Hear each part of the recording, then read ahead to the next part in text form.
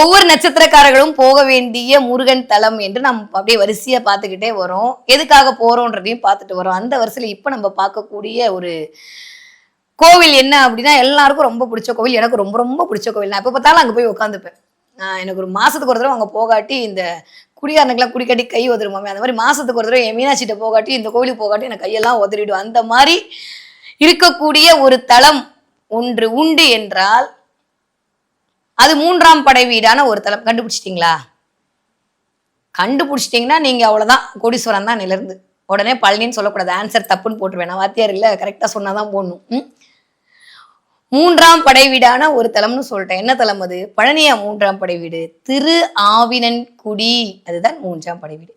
அப்போ அனுச நட்சத்திரக்காரர்கள் போக வேண்டிய ஒரு கோவில் என்ன அப்படின்னா திரு ஆவினன்குடியில் இருக்கக்கூடிய முருகப்பெருமானுடைய சந்நிதி தான்.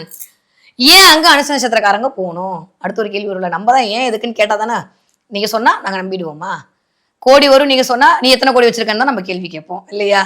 நம்பணும். முதல்ல நம்பிக்கையே வராது. இன்னைக்கு ராசி பலன் சொல்லி நாளைக்கே உடனே நடக்கலன்னு உடனே கமெண்ட் போட்டுறணும்.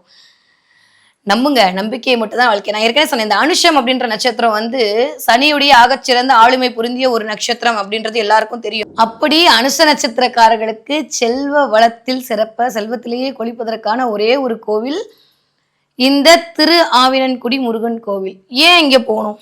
அடுத்த கேள்வி வரும்ல. அனுஷம் அப்படின்னாலே செந்தாமரை குளம் என்று அர்த்தம். ஜோதிடத்தில் அனுஷ நட்சத்திரத்துக்கான பேர் என்னன்னா செந்தாமரை குளம். நீங்க என்ன வேணா பாருங்களேன், இந்த பூச நட்சத்திரம் எதெல்லாம் சனி சனி சனி நம்ம அப்படியே மூஞ்சி சுளிக்கிறோமோ அந்த சனிக்கு தான் எல்லா லட்சுமியும் கொடுக்கக்கூடிய ஒரு பவர் இருக்காமா. ஏன்னா வேலை இருந்தால் தானங்க காசு. இப்போ வேலையை கொடுக்குறவன் யாரு? மிஸ்டர் சனி பகவான் தானே. இப்போ வேலைக்காரனே யாரு? சனி தானே. அதனாலதான் முருகன் வேலைக்காரன். சனியவே அடக்கி ஆளக்கூடிய ஒரு ஆள் யாரு அப்படின்னா நம்ம ஆள் தான். கருமங்களை தீர்க்கக்கூடிய அந்த கந்த கடவுள் தான். அப்ப அனுஷம் அப்படின்னு சொன்னாலே அது செந்தாமரை குளம். 17வது நட்சத்திரமாக இருக்கக்கூடிய நடுநாயகமான நட்சத்திரம் என்ன அப்படின்னா அனுஷம், செந்தாமரை குளம். செந்தாமரை குளத்துல யார் இருப்பா? சாஷாத் மகாலட்சுமி இருப்பா. நீங்க திரு ஆவினன்குடி போயிட்டு வந்துட்டு நீங்க முருகனோட சேர்ந்து பார்க்க வேண்டிய ஒரு ஆள் இருக்குது. எங்கேயுமே இல்லாத அளவுக்கு இதுதான் நான் சொன்னேன். முருகனும் திருமாலும் சேர்ந்த ஒரு தலம் பழமுதிர்ச்சோலை இல்லையா? நம்ம அங்க பார்த்தோம். அதே மாதிரி லட்சுமியும் முருகனும் சேர்ந்த ஒரு தலம் இங்கதான். வேற எந்த முருகன் கோயிலையும் லட்சுமி இருப்பாளான்றது எனக்கு சந்தேகம்.